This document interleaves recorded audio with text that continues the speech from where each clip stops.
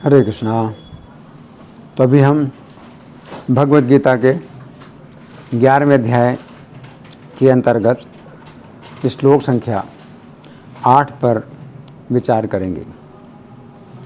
न तो मां शक्यसे द्रष्टुम अनेनैव स्वचक्षुषा दिव्यं ददामि ते चक्षु पश्य मे योगमेश्वरम। तो भगवान यहाँ पर अर्जुन से कह रहे हैं, न तो माम शक्य से द्रष्टुम, तू का मतलब किंतु।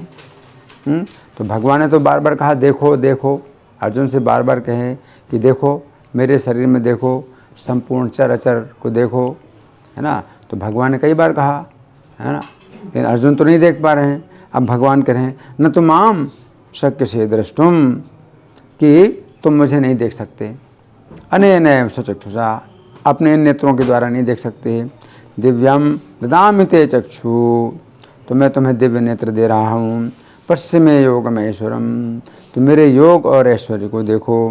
हम सुनेंगे प्रभुपाद तात्पर्य में क्या लिखते हैं। श्रील प्रभुपाद की जय।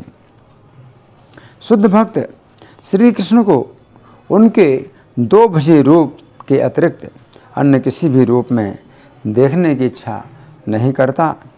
भक्त को भगवत कृपा से ही उनके विराट रूप का दर्शन दिव्य चक्षुओं से यानी नेत्रों से करना होता है, ना कि मन से। श्री कृष्ण के विराट रूप का दर्शन करने के लिए अर्जुन से कहा जाता है कि वे अपने मन को नहीं अपितु दृष्टि को बदलें। श्री कृष्ण का यह विराट रूप कोई महत्वपूर्ण नहीं है, ये बात के श्लोकों से पता चल जाएगा। फिर भी चूँकि अर्जुन इस रूप का दर्शन करना चाहते थे, अतः भगवान ने उन्हें इस विराट रूप को देखने के लिए विशिष्ट दृष्टि प्रदान की। जो भक्त श्री कृष्ण के साथ दिव्य संबंध से बंधे हैं, वे उनके ऐश्वर्यों के ईश्वर विहीन प्रदर्शनों से नहीं अपितु उनके प्रेममय स्वरूपों से आकृष्ट होते हैं। श्री कृष्ण के बाल संगी, श्री कृष्ण के सखा तथा श्री कृष्ण के माता पिता ये कभी नहीं चाहते कि श्री कृष्ण उन्हें अपने ऐश्वर्यों का प्रदर्शन कराएं। वे तो शुद्ध प्रेम में इतने निमग्न रहते हैं कि उन्हें पता ही नहीं चलता कि श्री कृष्ण भगवान हैं। वे प्रेम के आदान प्रदान में इतने विभोर रहते हैं कि वे भूल जाते हैं कि श्री कृष्ण परमेश्वर हैं। श्रीमद् भागवत में कहा गया है कि श्री कृष्ण के साथ खेलने वाले बालक अत्यंत पवित्र आत्माएं हैं और श्री कृष्ण के साथ इस प्रकार खेलने का अवसर उन्हें अनेकानेक जन्मों के बाद प्राप्त हुआ है। ऐसे बालक ये नहीं जानते कि श्री कृष्ण भगवान हैं, वे उन्हें अपना निजी मित्र मानते हैं। अतः सुखदेव गोस्वामी ये श्लोक सुनाते हैं। इत्थं सतां ब्रह्म सुखानुभूत्या दास्यं गतानां परदैवतेन मायास्त्रितानां नरदारकेण साकं विजयरो कृत पुण्य पुंज। ये वही परम पुरुष हैं जिन्हें ऋषिगण निर्विशेष ब्रह्म करके मानते हैं, भक्तगण भगवान मानते हैं और सामान्य लोग प्रकृति से उत्पन्न हुआ मानते हैं। ये बालक जिन्होंने अपने पूर्व जन्मों में अनेक पुण्य किए हैं, अब उन्हीं भगवान के साथ खेल रहे हैं। श्रीमद् भागवत 10, 12, 11। तथ्य तो ये है कि भक्त विश्व रूप को देखने का इच्छुक नहीं रहता, किंतु अर्जुन श्री कृष्ण के कथनों की पुष्टि करने के लिए विश्व रूप का दर्शन करना चाहते थे, जिससे भविष्य में लोग ये समझ सकें कि श्री कृष्ण न केवल सैद्धांतिक या दार्शनिक रूप से अर्जुन के समक्ष प्रकट हुए, अपितु साक्षात रूप में प्रकट हुए थे। अर्जुन को इसकी पुष्टि करनी थी, क्योंकि अर्जुन से ही परंपरा पद्धति प्रारंभ होती है।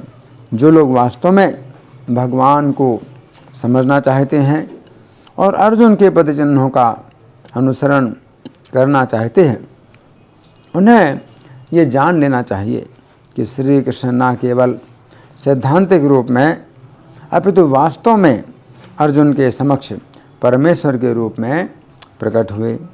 भगवान ने अर्जुन को अपना विश्वरूप देखने के लिए आवश्यक शक्ति प्रदान की, क्योंकि वे जानते थे कि अर्जुन इस रूप को देखने के लिए विशेष इच्छुक ना थे, जैसा कि हम पहले बतला चुके हैं। तो यहाँ प्रभुपाद का तात्पर्य समाप्त हुआ और अब हम श्री भगवान ने कहा में इस श्लोक की व्याख्या को सुनेंगे। पिछले श्लोक में श्री कृष्ण ने कहा था कि हे अर्जुन, तुम मेरे विश्वरूप के किसी एक ही अंग में संपूर्ण विश्व को देखो तथा और भी जो कुछ देखना चाहते हो उसे भी देखो। उस समय अर्जुन के मन में शंका उत्पन्न हुई कि श्री कृष्ण ने तो कहा है कि मैं उनका विश्वरूप देखूं, परंतु मुझे तो कुछ भी नहीं दिखाई दे रहा है। क्या मेरे अंदर कोई कमी है? अंतर्यामी होने के कारण श्री कृष्ण अर्जुन की शंका को समझ गए। अतः उन्होंने इस श्लोक में अर्जुन से कहा है कि अर्जुन अपने भौतिक नेत्रों से श्री कृष्ण के विश्वरूप को नहीं देख सकते हैं। इसलिए श्री कृष्ण अर्जुन को दिव्य नेत्र दे रहे हैं ताकि अर्जुन श्री कृष्ण के विश्वरूप को देख सकें। इस श्लोक में श्री कृष्ण की दो अत्यंत महत्वपूर्ण शिक्षाएं हैं जिनकी हम क्रम पूर्वक चर्चा करेंगे।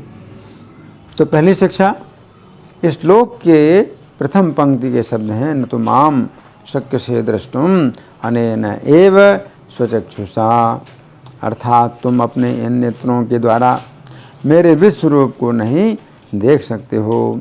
तो यहाँ पर श्री कृष्ण कह रहे हैं कि हे अर्जुन, तुम मेरे विश्वरूप को अपने नेत्रों के द्वारा नहीं देख सकते हो। यहाँ पर समझने की बात यह है, यदि अर्जुन श्री कृष्ण का विश्वरूप देखना चाहते हैं तो यह आवश्यक है कि श्री कृष्ण अपने विश्वरूप को प्रकट करें। फिर दूसरी बात यह भी है कि यदि श्री कृष्ण अपने विश्वरूप को प्रकट भी करें तो अर्जुन अपने इन नेत्रों के द्वारा श्री कृष्ण के विश्वरूप को नहीं देख सकते हैं जब तक अर्जुन के पास दिव्य नेत्र ना हो।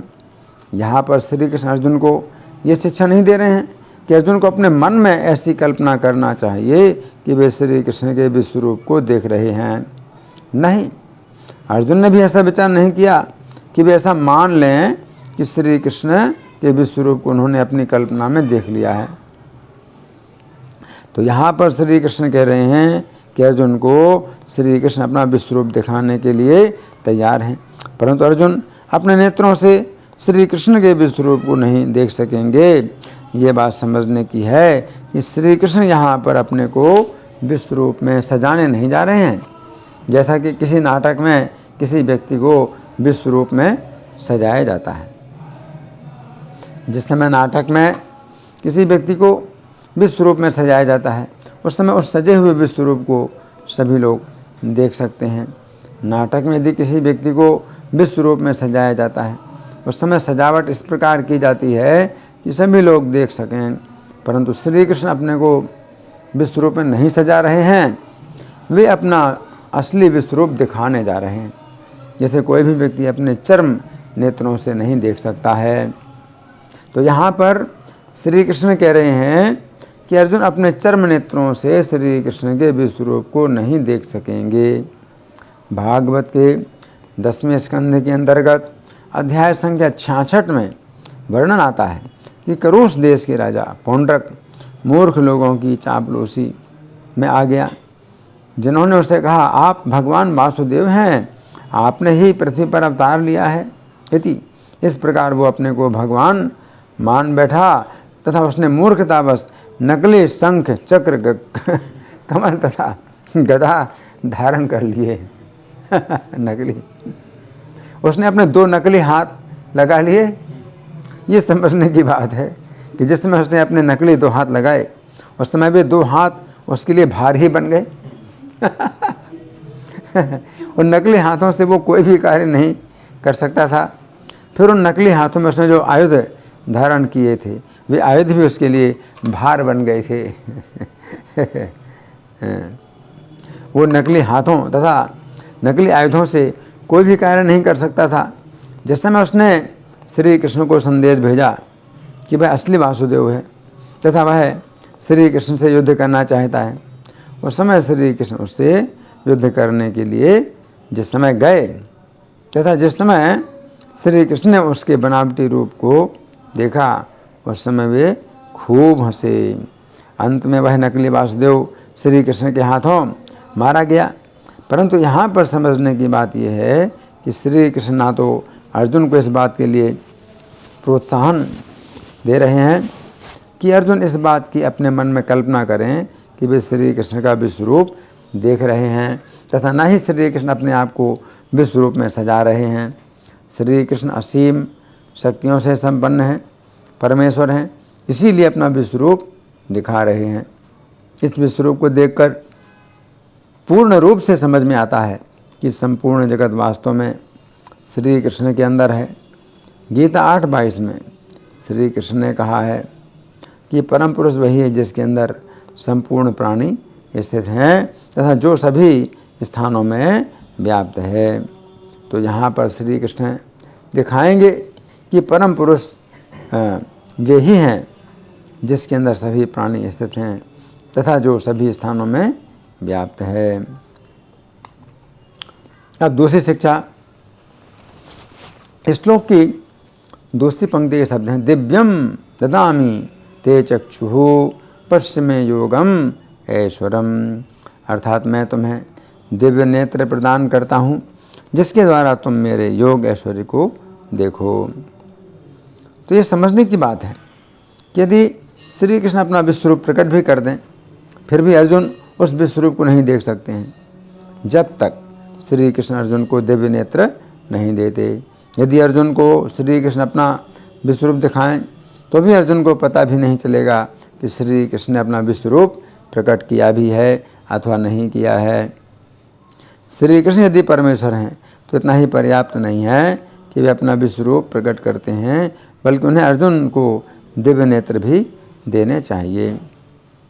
तो यहाँ पर श्री कृष्ण अर्जुन से कह रहे हैं कि हे अर्जुन, मैं तुम्हें दिव्य नेत्र दे रहा हूँ ताकि तुम मेरे विश्वरूप को देख सकोगे।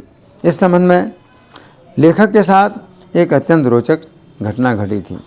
एक दिन एक मिथ्या भगवान लेखक से मिले तथा उन्होंने लेखक से कहा, जिस प्रकार अर्जुन श्री कृष्ण के मित्र थे इसलिए उन्होंने श्री कृष्ण को भगवान माना था, उसी प्रकार आप भी मेरे मित्र हैं इसलिए आप भी मुझे भगवान मानिए। इति लेखक ने उनके इस तर्क का समर्थन करते हुए कहा, हाँ आपकी बात ठीक है। जिस प्रकार अर्जुन श्री कृष्ण के मित्र थे तथा अर्जुन ने श्री कृष्ण को भगवान माना था, उसी प्रकार मैं भी आपका मित्र हूँ तथा मैं भी आपको भगवान मानता हूँ।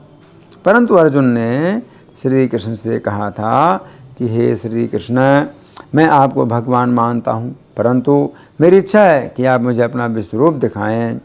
उसी प्रकार मैं भी आपसे कह रहा हूँ कि मैं आपको भगवान मानता हूँ परंतु मेरी इच्छा है कि आप मुझे अपना विश्वरूप दिखाएं। उस समय उन सज्जन ने कहा, हाँ ठीक है, मैं आपको अपना विश्वरूप दिखा रहा हूँ परंतु आप उसे देख नहीं पा रहे हो। ऐसी स्थिति में लेखक ने कहा, हाँ आपकी बात ठीक है। श्री कृष्ण ने भी अर्जुन से कहा था कि हे अर्जुन, मैं तुम्हें अपना विश्वरूप दिखाऊंगा परंतु तुम उसे अपने चर्म नेत्रों से नहीं देख पाओगे, इसलिए मैं तुम्हें दिव्य नेत्र दे रहा हूँ। अब आप भी मुझे दिव्य नेत्र दीजिए। लेखक की इस बात पर वे सज्जन निरुत्तर हो गए।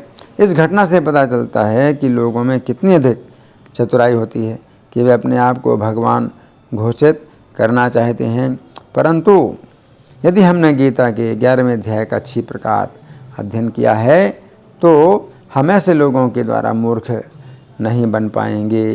यदि हमारे पास दिव्य नेत्र प्राप्त हो जाएं तो हमें पता भी नहीं चलेगा कि श्री कृष्ण ने अपना विश्वरूप किस समय प्रकट किया है तथा किस समय प्रकट नहीं किया है।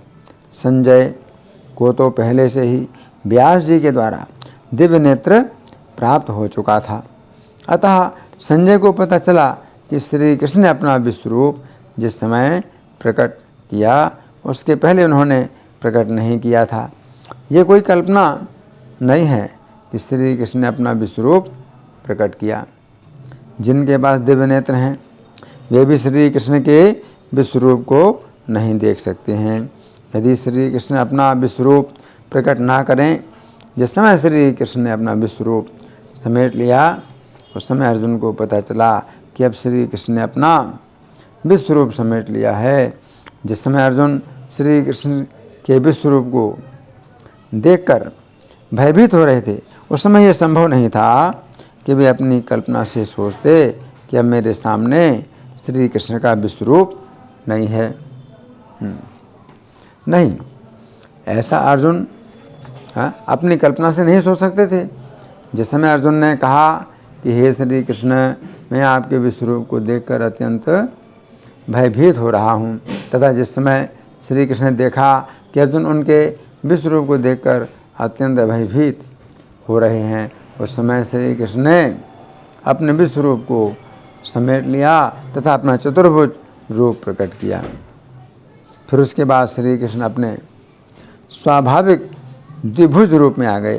तो जिस समय श्री कृष्ण ने अपना चतुर्भुज रूप प्रकट किया, उस समय अर्जुन ने श्री कृष्ण को चतुर्भुज रूप में नहीं देखा। ये कोई कल्पना नहीं थी कि अर्जुन ने अपनी कल्पना में सोचा कि मेरे सामने श्री कृष्ण का विश्वरूप नहीं है,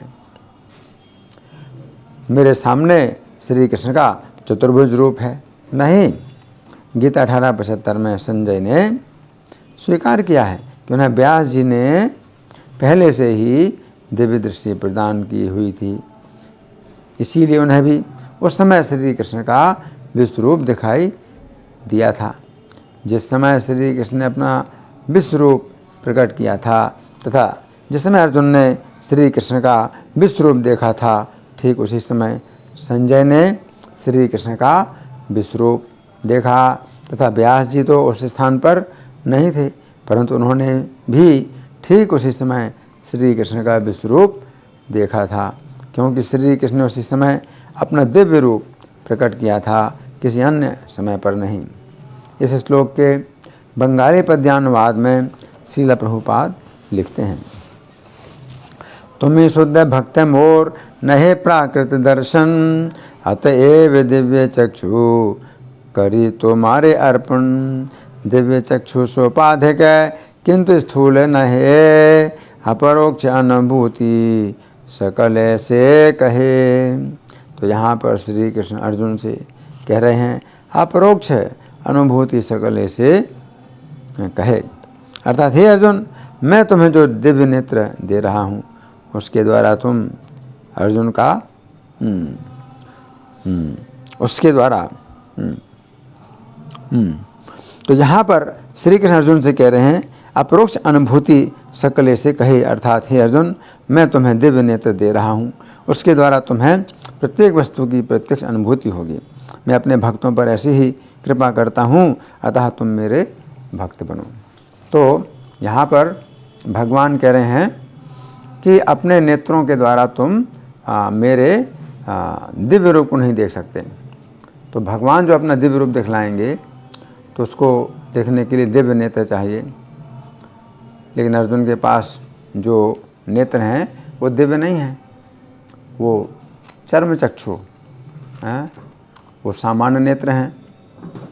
तो भगवान कह रहे हैं कि तुम नहीं देख सकते इन नेत्रों के द्वारा, और दिव्यम ददामि ते चक्षु, मैं तुम्हें दिव्य नेत्र दे रहा हूँ। तो भगवान के पास संपूर्ण शक्तियाँ हैं और वे जिसको दिखाना चाहें उसको ही वही व्यक्ति उनको देख सकता है। तो महाभारत के युद्ध भूमि में जब भगवान ऐसा कहते हैं तो दोनों सेनाओं के बीच में अर्जुन का रथ खड़ा है, अर्जुन के रथ में भगवान है, और भगवान ऐसा कह रहे हैं कि तुम्हें दिव्य नेत्र प्रदान कर रहा हूँ। तो चूंकि अर्जुन को दिव्य नेत्र प्रदान किए तो महाभारत की युद्ध भूमि में अर्जुन ही देख पाए, लेकिन भूमि से ऊपर आकाश में बहुत से देवता लोग थे और ऋषि महर्षि थे, उनके पास पहले से ही दिव्य नेत्र थे। तो इसलिए देवता लोग और ऋषि महर्षि लोग भगवान के उस विश्वरूप को देख पा रहे थे। तो चूँकि भगवान का ये जो रूप है ये दिव्य नेत्रों के द्वारा ही देखा जा सकता है, तो इसलिए दिव्य नेत्र चाहिए। तो भगवान ने अर्जुन को दिव्य नेत्र दिए। तो दोनों सेनाओं के बीच में अर्जुन भगवान का विश्वरूप देख रहे हैं, जबकि और सैनिक लोग नहीं देख रहे हैं। तो यही जो है बात समझने की है कि भगवान अगर अपना रूप दिखलाना चाहें किसी भक्त को, तो उसको ही वो दिव्य नेत्र देंगे। तो बाकी जो है कोई व्यक्ति नहीं देख सकता, यद्यपि भगवान दिखा रहे हैं। धन्यवाद। हरे कृष्णा।